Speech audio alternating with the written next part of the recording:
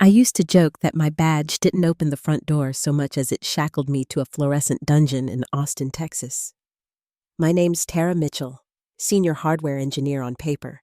But in practice, I was the company's unpaid janitor for bad code, broken prototypes, and projects no one else wanted to claim.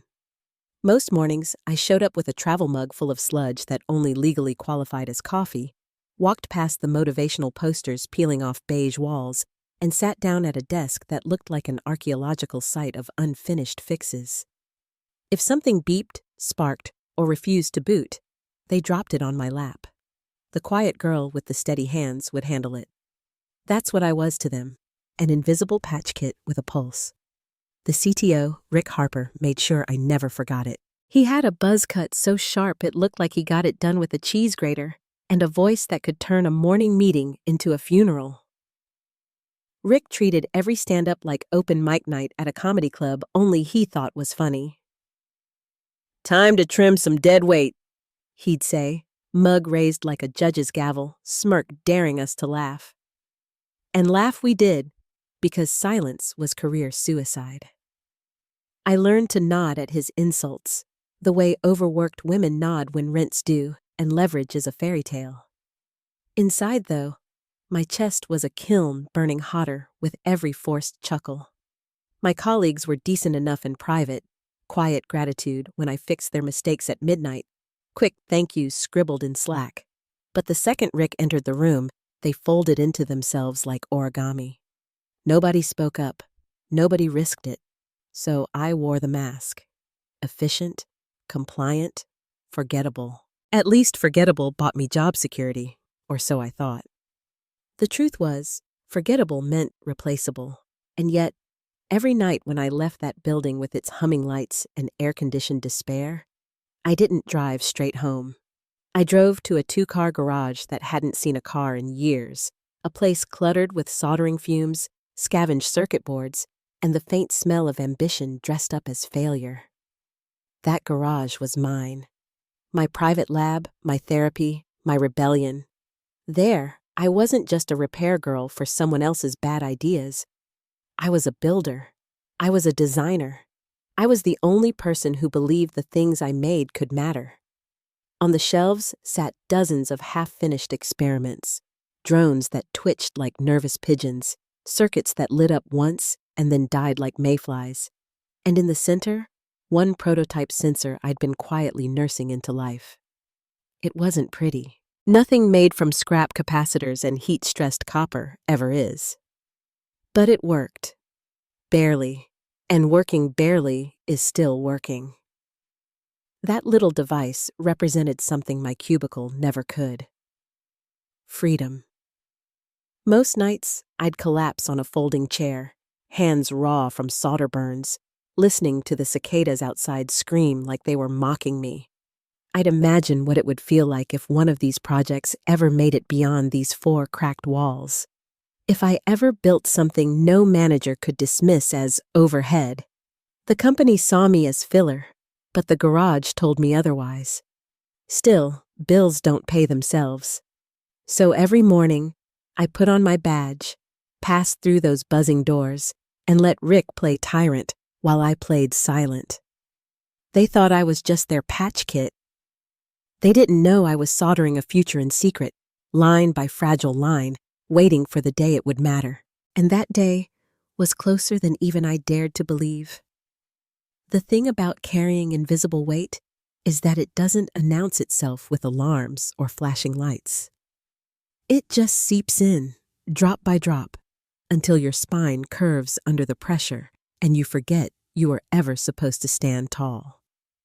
By my 3rd year at the company, I was fluent in carrying weight no one else wanted to lift. Broken firmware from the junior devs? Hand it to Tara. Testing protocols for a sensor design that looked like it was assembled by a sleep-deprived raccoon? Dump it on Tara's desk. I was the ghost in the machine, cleaning up messes while the so-called innovators collected applause and bonuses. They got recognition in quarterly slides. I got carpal tunnel and a stack of sticky notes with thanks, scribbled like afterthoughts. Rick never looked at me as anything other than replaceable labor. He called me a cost center with hands once, and the room chuckled because that's what you do when the boss sneers. You laugh to prove you're not the target, even while your stomach knots. I wanted to scream, to tell him the forklift automation system that saved our biggest contract last winter. That was me. The firmware patches that prevented a catastrophic recall? Also me. But screaming doesn't pay rent, so I smiled with my teeth pressed together and nodded like a good soldier. What no one knew was that my nights were different. The second I walked into my garage, the world shifted. It wasn't just a garage anymore. It was a battleground where I fought the gnawing voice telling me I was ordinary. My workbench was a Frankenstein's altar of half-dead power supplies and solder-stained notebooks. On it sat my obsession, a sensor prototype cobbled together from junkyard parts and the stubborn refusal to quit. It looked unimpressive, 2 wires constantly threatening to fall out, casing that didn't quite align, but it pulsed with possibility. Each time I tested it, refined it, coaxed it into working, I felt something I never felt in Rick's world. Control. In that garage, I wasn't patching other people's failures. I was designing something no one else could take credit for. I started treating it like a secret lover, sneaking hours after midnight, whispering curses and encouragement while it flickered under the dim light. I wrote to suppliers in the dead of night, pretending to be someone bigger than I was, signing emails with a company name I hadn't even registered yet. Most never replied, but one did. Mitch, a sales rep with too many buzzwords and the patience of a saint, actually answered. "Your concept looks promising," he said. "Let's keep talking."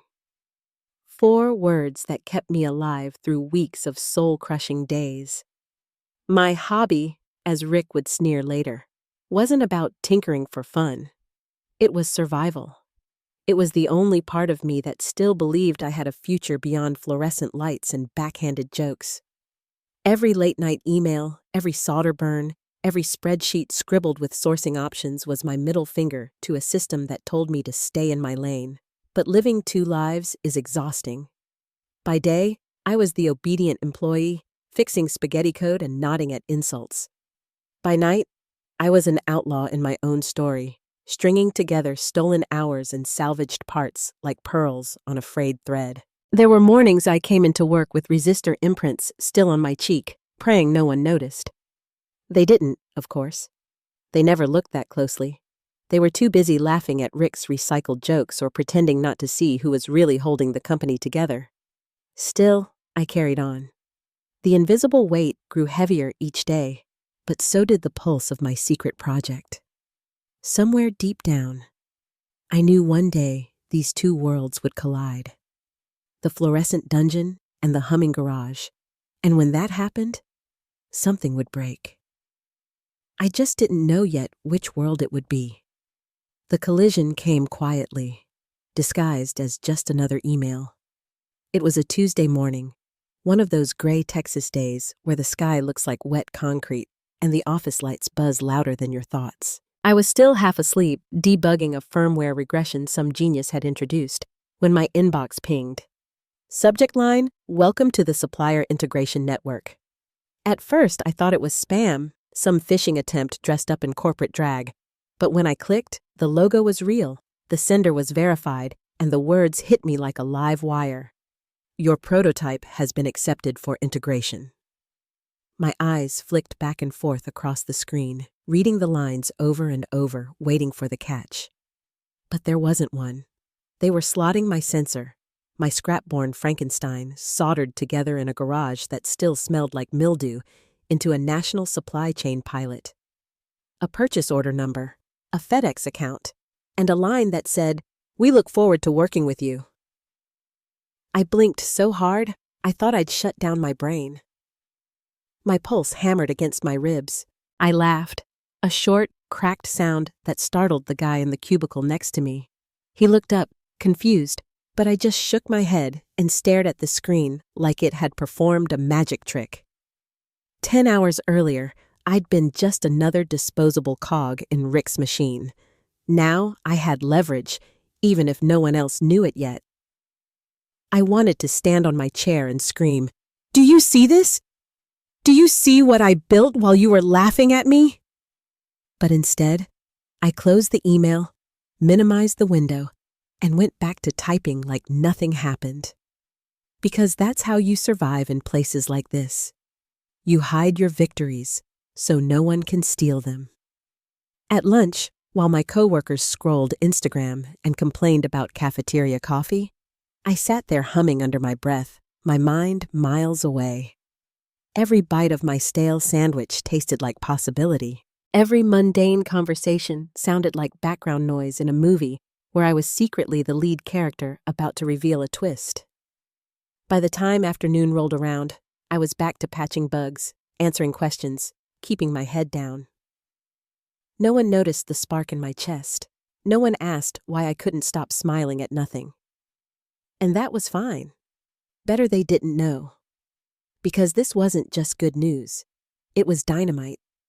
A week from now, that little email would start unraveling Rick's empire thread by thread.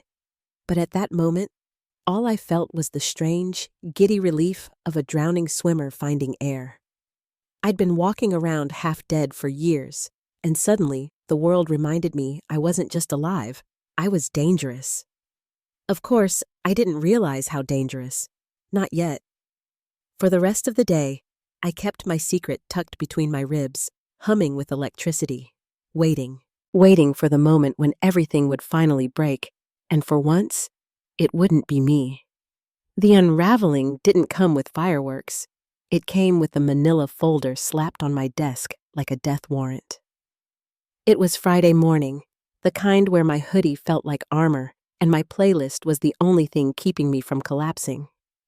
I was halfway through debugging a failed sensor protocol when Karen from procurement, the clipboard queen herself, dropped the folder in front of me with all the grace of a guillotine.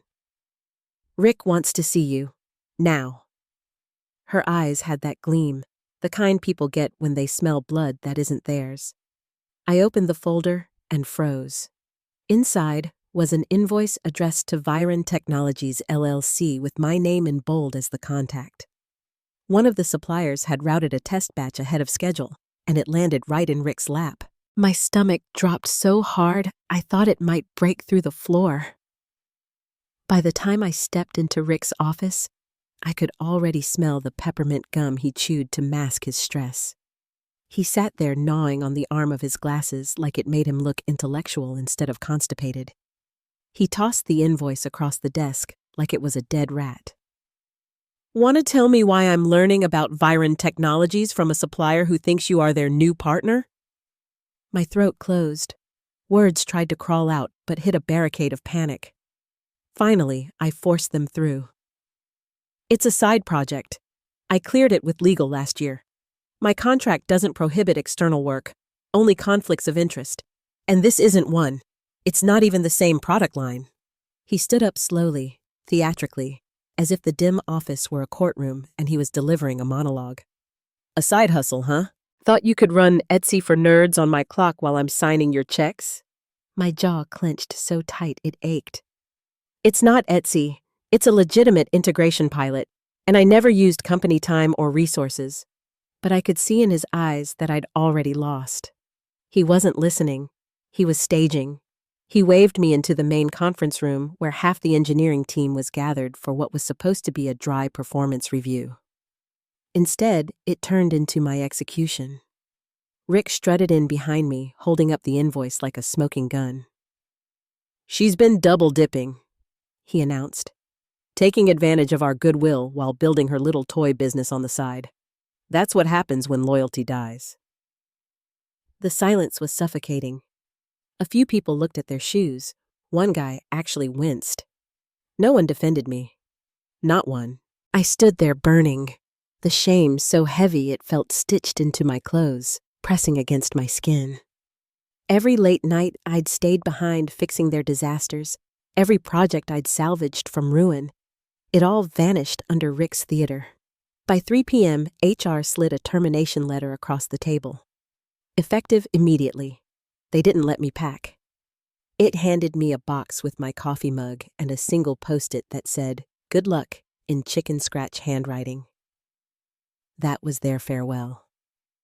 I walked out without applause, without dignity, just another disposable cog kicked to the curb. I sat in my car for 20 minutes, staring at the steering wheel like it might explain what just happened. I didn't cry. Not yet. But inside me, something twisted tight, hot, volcanic. And then, as if the universe couldn't resist a punchline, my phone buzzed. A message from the distributor's rep. Excited to finalize details soon. Pilot deployment starts next quarter. Congrats, Tara. Just like that, the grief cracked. In its place was something sharper. They thought they'd buried me, but they forgot I'd been building machines that rise from the dirt. The first 2 days after the firing felt less like freedom and more like drowning in lukewarm soup. Not the cinematic kind of grief with rain streaking the windows and violins swelling in the background, but the flat, beige depression of cold leftovers and unopened mail. I stayed in the same hoodie, curled into the same couch dent, surrounded by half-eaten Hot Pockets and empty coffee cups that smelled like regret. My checking account mocked me with a green digital sneer. $381.47. Rent was due in 4 days. Every bill on the fridge looked like a countdown to eviction. I tried applying for jobs on Saturday, hands shaking as I clicked through listings. Senior hardware roles, contract gigs, even a position assembling drones for some YouTuber who used Grindset unironically. Each resume I submitted felt like a betrayal, like sanding down pieces of myself just to fit into someone else's box. By Sunday afternoon, the weight inside me shifted. It happened while I was scraping burnt cheese off a coffee filter because my toaster had finally given up on life. I looked around my apartment. The dead succulent on the windowsill, the busted fan I'd meant to fix for months, the vacuum leaning against the wall like a monument to procrastination, and I cracked. First came a sharp laugh, then a cackle, then the kind of unhinged giggle that ends with mascara-streaked tears, and a clarity that borders on terrifying. I didn't want another job. I didn't want to beg for permission to matter. I wanted revenge. Not the movie kind with car chases and explosions, but the colder kind. The kind where you succeed so completely that apologies taste like dust in other people's mouths. That night, I opened my laptop and pulled up a dusty spreadsheet labeled Project Viren. Rows of supplier names, pricing notes, half-finished projections stared back at me like soldiers waiting for orders. This wasn't a hobby. It was a plan. At 1:12 a.m., fueled by cheap ramen and the kind of adrenaline that makes your skin buzz, I called Mitch. He answered with his usual smooth sales rep patter, but I cut him off. "I got fired," I said, flat, no sugar. Silence on the other end. Then, "Damn, was it because of us?" "Kind of," I admitted. More silence. Then his voice sharpened. "You still want in?" I blinked. "What?" "Fast track deal. We've got a distributor slot opening next quarter. I can talk to legal, maybe push it up, but only if you're serious." My laugh was half broken, half feral. "Serious? It's all I have left." "Then let's make it happen," Mitch said. Just like that, the ground shifted. The weight in my chest hardened into something solid, something sharp. The grief didn't vanish. It calcified into purpose. They thought firing me would bury me, but they forgot I was the kind of woman who built machines out of broken parts.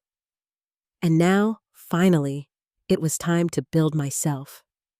By Monday morning, my apartment looked like a battlefield, and my garage looked like a war room. I cleared out the cobwebs, shoved my Civic to the curb, and christened the concrete box as the new headquarters of Viren Technologies, LLC. Filing the paperwork took less than 20 minutes online, $125, and a credit card I wasn't sure could take another hit. But when I saw the confirmation email pop up, I felt like I'd just declared independence.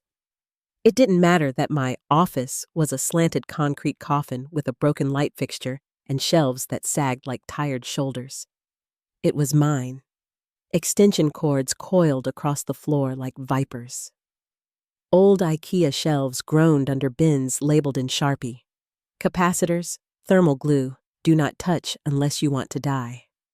My router sat on a milk crate, my soldering station perched on a shaky card table that wobbled if I so much as breathed.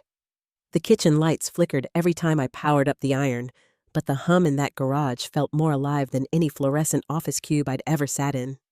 I gave myself 4 hours of sleep a night max. Most mornings I woke up with resistor outlines on my cheek, or a half-eaten granola bar stuck to my hoodie.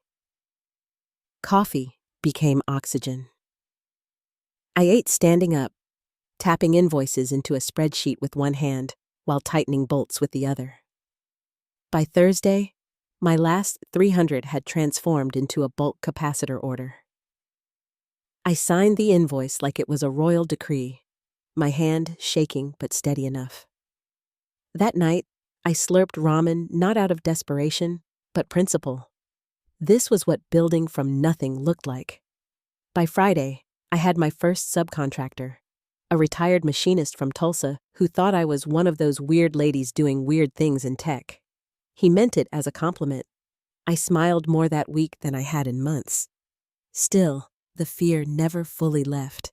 It lurked under the spreadsheets and solder fumes, whispering that I might crash before I cleared takeoff. But fear was a luxury I couldn't afford. Every time doubt crept in, I drowned it with momentum. Mitch kept feeding me PDFs from the procurement ecosystem, files normally locked behind NDAs and corporate firewalls. I color-coded every route, every order pattern, every vulnerability in Rick's fragile supply chain. The picture that emerged made me whistle low. He had no idea how brittle his empire really was.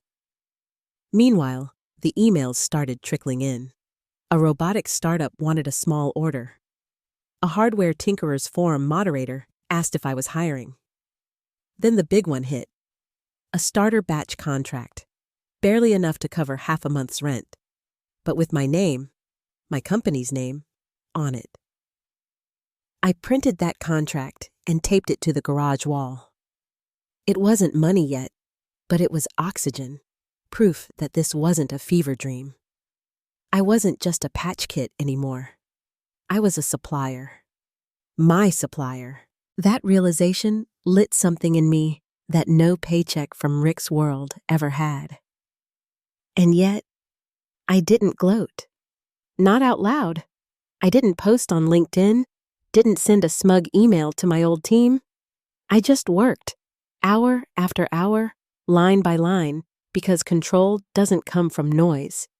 It comes from persistence. The garage wasn't glamorous. It smelled like solder, burnt dust, and stubborn hope. But every night, as I wiped sweat off my face and stared at the bins stacked higher than my courage, I felt it. I was no longer surviving. I was building. And sooner or later, the world that dismissed me as overhead was going to feel the tremors. Control didn't come all at once. It came in pieces, like rerouting a bloodstream without the patient noticing. The first step was mapping the arteries. Using Mitch's internal PDFs and a few late-night favors, I built a master spreadsheet of every vendor Rick's company leaned on. Color-coded columns, sourcing notes, shipping frequencies. It looked like chaos until it didn't. That's when I saw it. Over 60% of their core sensors came from a single vendor. A vendor that had quietly rerouted its processing through Mitch's parent company, which meant, effectively, through me. Another 15% flowed through a secondary vendor, also under Mitch's umbrella. 2/3 of Rick's lifeline was dangling in my hands, and he didn't even know it. I could have pulled the plug right then, cut him off clean, but clean breaks are merciful. I wasn't in the mood for mercy. Instead, I opted for the death of 1,000 cuts.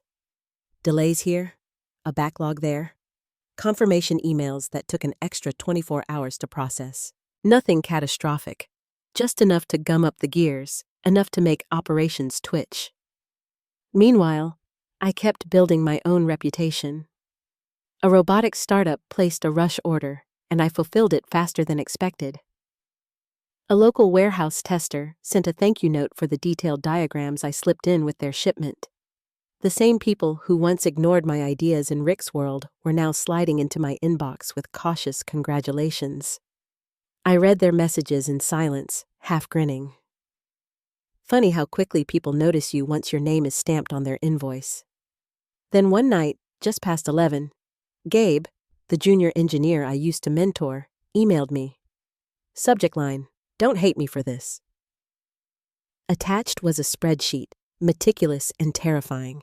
Every single component dependency Rick's company would face in the next 6 months, color-coded for urgency. At the bottom, Gabe had written, "They haven't noticed how dependent we are on your lines yet." I stared at it like scripture. Power wasn't just knowing how to build, it was knowing when something would break. I typed a reply in 10 words. "You ever want out? Call me. I'll make room." From that point on, everything shifted. I wasn't scrambling for survival anymore. I was laying siege. Every order I rerouted felt surgical, deliberate. Every note on my whiteboard looked less like chaos and more like strategy. I even scribbled a mantra in the corner. Strategy is just anger with blueprints. Weeks blurred into a steady hum of invoices, solder burns, and midnight calls. LinkedIn chatter whispered about delays at Rick's company. A DM from a former colleague read, "Ops is scrambling. You got out at the right time." I didn't reply, but I printed Gabe's spreadsheet and taped it next to my taped contract. A war wall growing in a garage that smelled like solder and rebellion. By the time I leaned back in my cracked folding chair and surveyed the map, the truth was clear. Rick thought he was consolidating power, trimming fat, streamlining vendors. But really, he was tightening a noose, and the best part? He'd tied the knot himself. The email hit my inbox at 6:42 a.m., stamped by some overworked procurement analyst probably on his 6th cup of coffee. Subject, Vendor Consolidation Initiative Q2 Streamlining. The body was pure corporate filler, phrases like strategic partnerships and reducing redundancy, but the translation was obvious. Rick was cutting suppliers to make his quarterly numbers look less like a train wreck. I opened my dashboard and nearly laughed. 3 of the top 4 components his company depended on, sensor modules, thermal calibrators, embedded mount kits, were already funneling exclusively through me. Preferred vendors, indeed. Somewhere, some intern had rubber-stamped the orders, not realizing everything had been quietly rerouted through Viren Technologies. It was like watching someone swagger straight into a glass door they installed themselves. I forwarded the email to Mitch with a single subject line. Guess who just consolidated into me? 2 hours later, his reply lit up my screen. "Let's make it official. Routing contracts will list Viren as sole partner starting next week. Want to draft the announcement?" I leaned back in my chair and let the silence settle. It wasn't joy. Not really. It was heavier, deeper, the exhale of someone who'd been holding her breath for years. Control. Finally, I had it. That same afternoon, Rick must have felt the walls closing in. The panic reached me indirectly. Rumors through LinkedIn, whispers in old group chats. But by Tuesday, he came crashing through my world personally. His name flashed on my phone, first through the old Supplier line, then again through a redirected distributor number. I didn't pick up. Not yet. Let him stew. By Wednesday morning, my garage dashboard glowed steady green, orders humming like clockwork. Then came the call, routed properly through the distributor's redirect line. I answered with the calm I'd practiced 100 times. "Viren Technologies, this is Tara." On the other end, a pause. Then Rick's voice, dry as sandpaper. "Tara, I need to speak with your logistics head about order streamlining. We've encountered an unexpected—" "You're calling about your fulfillment backlog," I cut in, voice steady steel. "Yes, we flagged the issue." He cleared his throat. "Look, I don't know what misunderstanding happened, But this is serious. We've got contracts jeopardized. I need expedited routing today. I'm willing to authorize whatever premium. There's no misunderstanding, I said flat. All fulfillment now routes through us exclusively. That includes inventory, scheduling, and client prioritization. Silence. Then the scrape of his breath against the phone, uneven. You can't just block our pipeline. I'll bring legal into this if I have to. You should, I told him. All future inquiries must go through them anyway. More silence. I could picture him there, fingers digging into his desk, eyes bloodshot from sleepless nights, finally realizing the magnitude of what he'd dismissed as a pathetic hobby. He opened his mouth, but nothing came out. I didn't gloat. I didn't hang up. I just let the silence stretch, heavy and suffocating, until the weight of it pressed into his chest like concrete. Then, calm as a surgeon, I reminded him. Clause 12(6). We reserve the right to refuse service to clients who terminate in bad faith. You signed off on it during consolidation. His voice cracked. You're not serious. I'm methodical, I replied. The line stayed alive a few seconds longer, just his breathing, ragged, desperate. Then I clicked off, soft, surgical, like turning out a light.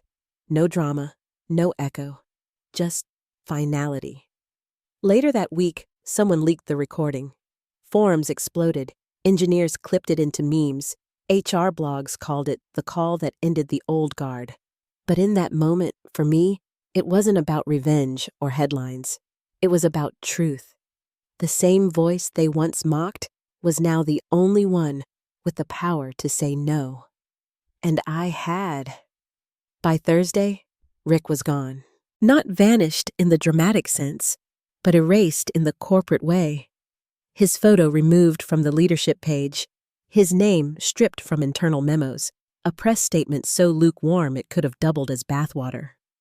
We appreciate Rick's years of leadership and have agreed he will be taking a leave of absence effective immediately. Translation: the board had shoved him out before investors could draw blood. I read it while sipping gas station coffee in my new office. Not a garage anymore, but a rented space with walls that didn't flicker and shelves that didn't sag. My inbox pulsed with new contracts, regional partners eager to onboard, startups desperate to buy from the supplier everyone was suddenly whispering about. Viren Technologies wasn't just alive, it was expanding. My team doubled in 3 weeks. Gabe came over officially, wide-eyed but sharper than ever, running operations with the kind of precision I'd always known he had. Contractors, machinists, warehouse testers, they all wanted in. The same people who once ignored my suggestions in conference rooms were now refreshing my LinkedIn page, desperate for a chance to join. I didn't gloat, not publicly. Success was its own microphone, and the volume was deafening. Orders stacked higher, Slack channels buzzed, and my calendar looked like a multiverse of meetings, calls, and midnight check-ins. I was exhausted, but for the first time, exhaustion felt like progress instead of punishment. Still, the universe has a sense of humor. One afternoon, a courier dropped off a small package with no return address. Inside was a custom metal plaque, polished and heavy, engraved with 5 words, "Born from a pathetic hobby." I laughed so hard I nearly dropped it. Whether it came from a friend or an enemy didn't matter. It was the perfect artifact of my story. I didn't hang it on the wall behind me, where leaders like Rick displayed their trophies.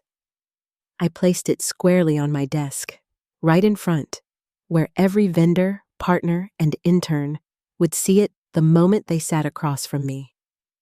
A reminder, a warning. Proof that what they dismissed was now the artery half the region pulsed through. And yet, beneath the noise, I stayed quiet. No speaking tours, no podcast interviews, no gloating quotes for industry blogs. I turned them all down, not because I was spiteful, but because I was busy. Busy building, busy scaling, busy proving that control wasn't a performance, it was a discipline. Sometimes Late at night, I'd replay the leaked call, not for validation, though the industry's reaction had been intoxicating, but for data, for tone, for the precision of control. Each time I heard my own voice cut through Rick's bluster with clinical steel, I felt steadier, not angrier, not vindictive, just steady. This wasn't about revenge anymore. It was about confirmation. Confirmation that I had always been the pipeline, the architect, the invisible spine. That they had fired the one person holding their system together and handed me the tools to dismantle them. Rick's downfall wasn't my victory dance. It was just gravity catching up. My victory was the hum of servers in the next room, the green dashboard lights of fulfilled orders, the chatter of a team that actually believed in what we were building. My victory was control. Sometimes I catch myself staring at the plaque on my desk, the one etched with "born from a pathetic hobby," and I wonder if the universe has a sense of irony or just a taste for poetry. That phrase was supposed to be an insult, a dismissal, the kind of barb Rick tossed around like loose change. But now it sits front and center in my office, gleaming under real lights, not flickering fluorescents, daring anyone who walks in to underestimate me. The truth is, I don't think about Rick much anymore. His name shows up occasionally in industry gossip, consulting quietly, burned by investors, on sabbatical. All euphemisms for irrelevance. His story ended the moment he dialed my number and realized his empire was pumping blood through my veins. I didn't need to end him. Gravity did. All I did was stop propping him up. What I do think about is how fast everything shifted once I stopped asking for permission. For years, I played the part, diligent, forgettable, nodding at insults, grateful for scraps. It took being shoved out the door with a cardboard box to realize that the mask had fused to my skin. Stripping it off hurt like hell, but underneath was someone I hadn't seen in a long time. A builder. A fighter. A woman who didn't just fix machines but rewired entire systems. My days now are no less exhausting. The hours are long, the pressure endless, the stakes higher than I ever imagined. But every moment feels like momentum instead of stagnation. My team works in sync, orders flow, partners trust me. And when problems come, and they always come, I don't dread them. I tackle them with the same stubborn joy I felt that first night soldering scraps in my garage. Only now, when I fix something, the credit doesn't vanish into someone else's slides. It lands where it belongs. Here. Sometimes, in the quiet hours when the office hums low and the city outside blurs into neon, I remember the silence of that call. The way Rick's voice cracked when I reminded him of Clause 12:6. The stretch of dead air after, when he realized there was nothing left to say. That silence has stayed with me, not as a trophy, but as a compass. Control doesn't need shouting. Power doesn't need fireworks. Sometimes all it takes is holding your ground long enough for the other side to crumble under their own weight. I don't replay that moment to gloat.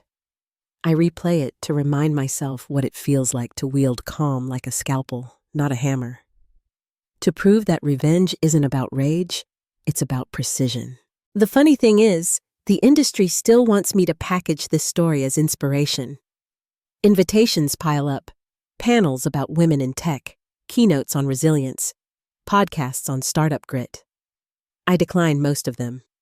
Not because I'm ungrateful, but because I'm not done building. I don't want applause. I want infrastructure. I want pipelines that can't be hijacked, teams that can't be silenced, ideas that can't be dismissed as hobbies. And maybe one day, when the system feels less fragile, I'll step onto a stage and tell the full story. But for now, I'd rather be here, sleeves rolled up, wire cutters in hand, leading from the workbench instead of the podium. Because the best revenge isn't the headline, it's the permanence, And permanence is what I'm soldering now. Every order, every blueprint, every contract signed with my company's name instead of someone else's. I used to whisper to myself in that garage, voice hoarse from exhaustion. One day, this will matter. Now, when I pick up a call from a vendor or a partner, I don't have to whisper. I just speak.